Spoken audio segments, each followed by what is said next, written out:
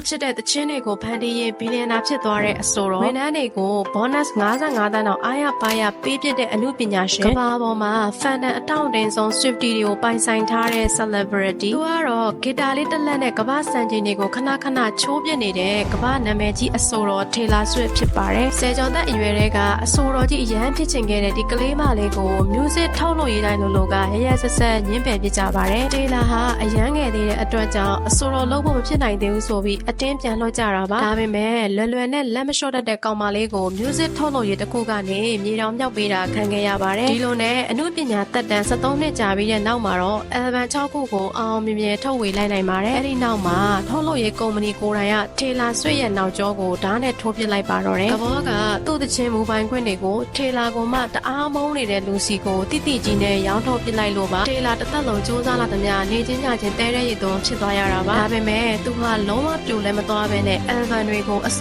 ဆုံးသူ့ရဲ့ကိုယ်ပိုင် style နဲ့ Taylor version ဆိုပြီးပြန်ထုတ်လိုက်ပါတယ်ဒါကိုလည်းသူ့ကိုချစ်တဲ့ပရိသတ်တွေကအားရပါရကိုလူဝယ်နေကြတာပါအဲဒီနောက်ကဘာလဲဖြော်ပြတဲ့ Era Store ပြီးမှာတော့အမြတ်ငွေတွေအများကြီးရပြီးဘီလီယံနာကြီးဖြစ်သွားပါတော့တယ်ဒါအပြင်မကြသေးခင်ကသတင်းကောင်းတစ်ခုအနေနဲ့သူ့ရဲ့ album 6ခုရဲ့မူပိုင်ခွင့်တွေကိုပြန်ဝယ်နိုင်လိုက်တာကိုလည်းပျော်ပျော်ကြည့်ကြေညာလိုက်ပါသေးတယ်